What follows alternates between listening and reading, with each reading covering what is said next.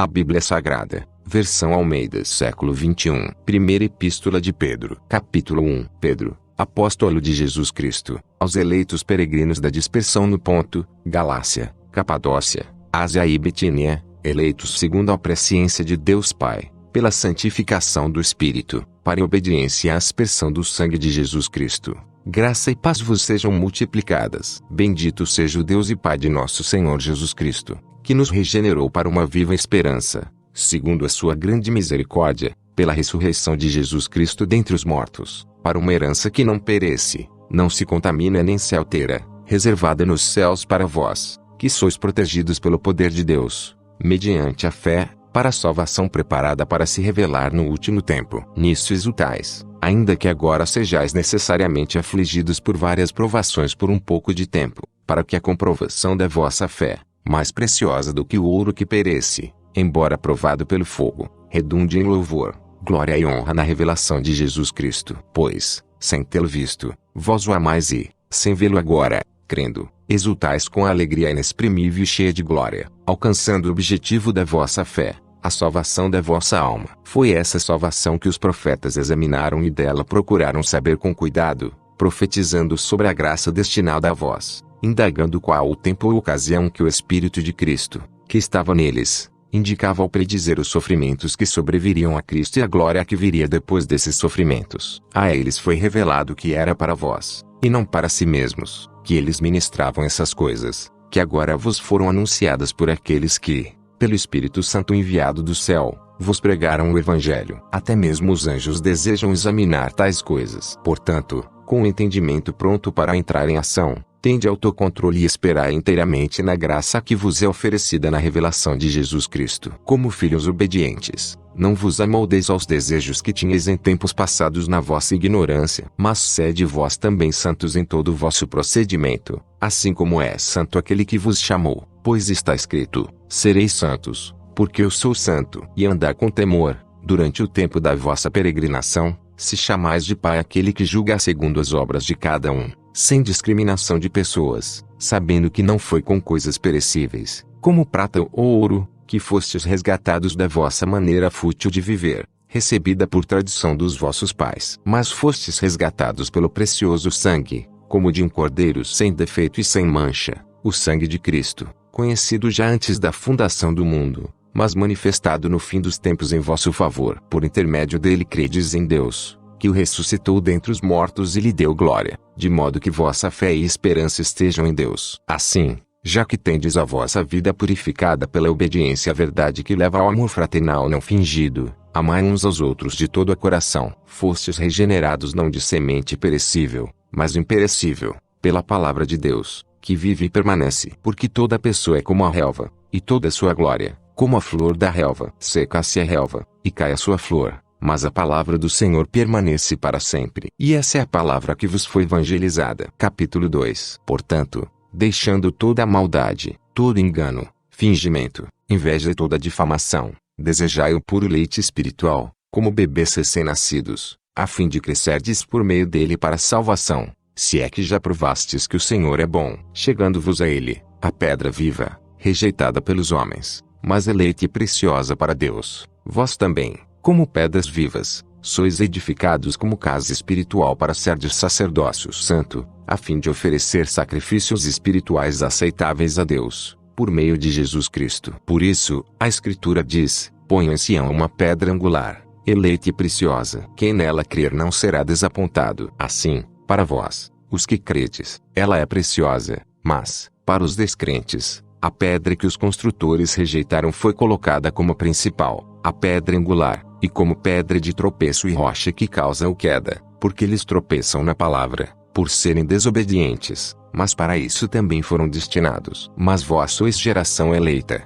sacerdócio real, nação santa, povo de propriedade exclusiva de Deus, para que anuncieis as grandezas daquele que vos chamou das trevas para a sua maravilhosa luz. Antigamente, não erais povo, agora, sois povo de Deus. Não tinhais recebido misericórdia, agora, recebestes misericórdia. Amados, exorto-vos como a peregrinos e estrangeiros a vos absterdes dos desejos carnais, que combatem contra a alma. Seja correto o vosso procedimento entre os gentios, para que naquilo de que falam mal de vós, como se fosseis praticantes do mal, ao observarem as vossas boas obras, glorifiquem a Deus no dia da visitação. Sujeitai-vos a toda autoridade humana por causa do Senhor, seja ao rei, como soberano, seja aos governadores, como por ele enviados para punir os praticantes do mal e honrar os que fazem o bem. Pois a vontade de Deus é que, fazendo o bem, caleis a ignorância dos insensatos. Já que sois livres, não useis a liberdade como pretexto para o mal, mas vivei como servos de Deus. Honrai a todos. Amai os irmãos. Temei a Deus. Honrai o rei. Servos, sujeitai-vos com todo o temor aos vossos senhores, não somente aos bons e gentis, mas também aos maus. Pois digno de louvor é o fato de alguém suportar tristezas, sofrendo injustamente, por causa da consciência para com Deus. Pois que mérito há em ter de suportar sofrimentos se cometeis pecado e sois esbofeteados por isso? Mas se suportais sofrimento quando fazeis o bem, isso é digno de louvor diante de Deus. Para isso fostes chamados, pois Cristo também sofreu por vós, deixando-vos exemplo, para que sigais os seus passos. Ele não cometeu pecado,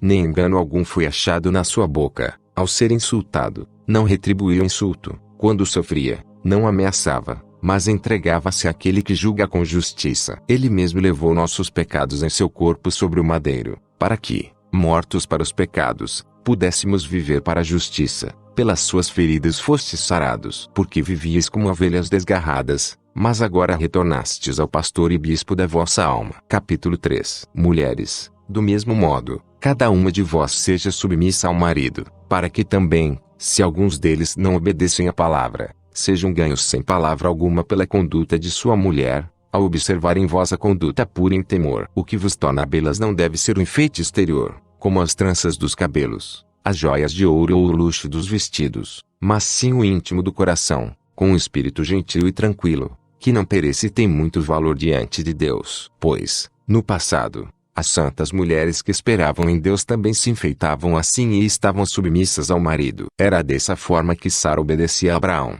chamando-lhe Senhor. Dela sois filhas, se fizerdes o bem sem nenhum temor. Da mesma forma, maridos, vivei com elas a vida do lar, com entendimento, dando honra à mulher como parte mais frágil e herdeira convosco da graça da vida, para que as vossas orações não sejam impedidas. Finalmente, tende todos vós o mesmo modo de pensar, mostrai compaixão e amor fraternal, sede misericordiosos e humildes, não retribuindo mal com mal, nem ofensa com ofensa. Pelo contrário, bendizei, porque para isso fostes chamados, a fim de receber bênção como herança. Pois, quem quer amar a vida e ver dias felizes, refreie a língua do mal, e os lábios de falar coisas enganosas. Afaste-se do mal e faça o bem, busque a paz e nela insista. Porque os olhos do Senhor estão sobre os justos, e os seus ouvidos, atentos à sua súplica, mas o rosto do Senhor está contra os que praticam o mal. Quem vos fará mal, se sois zelosos do bem? Mas, ainda que venhais a sofrer por causa da justiça,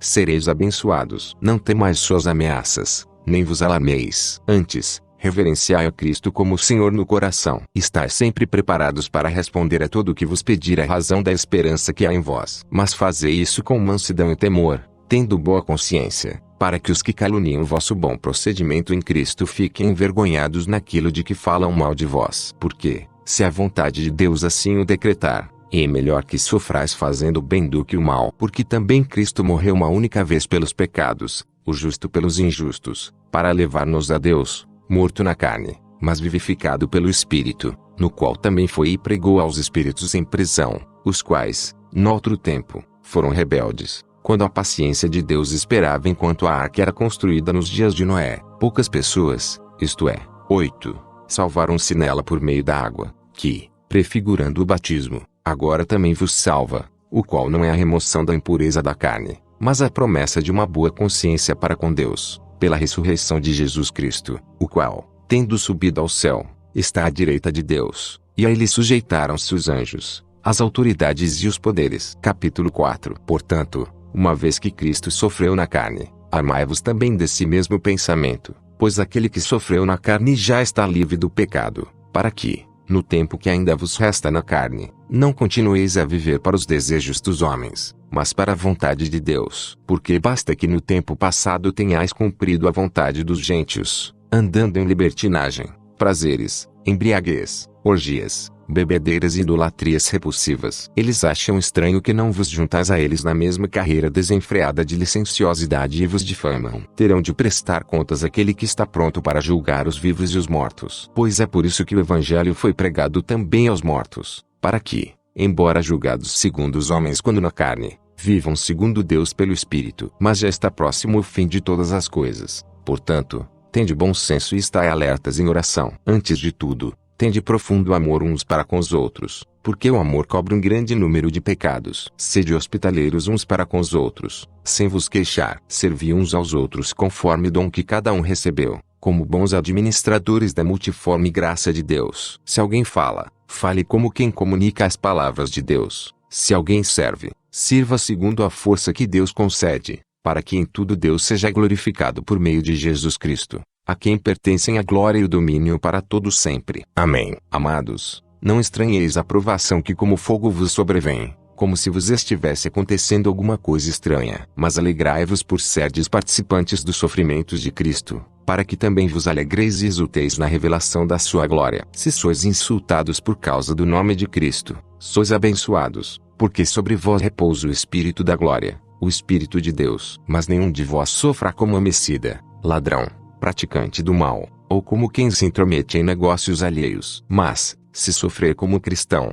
não se envergonhe disso, pelo contrário, glorifique a Deus com esse nome. Porque chegou a hora de começar o julgamento pela casa de Deus, e se começa por nós, qual será o fim daqueles que desobedecem ao Evangelho de Deus? E se para o justo é difícil ser salvo, onde comparecerá o ímpio pecador? Portanto, os que sofrem segundo a vontade de Deus devem confiar a vida ao fiel Criador, praticando o bem. Capítulo 5. Portanto, suplico aos presbíteros que há entre vós, eu que sou presbítero com eles, testemunha dos sofrimentos de Cristo e participante da glória que será revelada, pastoreai o rebanho de Deus que está entre vós, cuidando dele não por obrigação, mas espontaneamente, segundo a vontade de Deus, nem por interesse em ganho ilícito, mas de boa vontade, nem como dominadores dos que vos foram confiados, mas servindo de exemplo ao rebanho. Quando o Supremo Pastor se manifestar, recebereis a imperecível coroa da glória. Do mesmo modo, vós, os mais jovens, sujeitai-vos aos presbíteros. Tende todos uma disposição humilde uns para com os outros, porque Deus se opõe aos arrogantes, mas dá graça aos humildes. Portanto,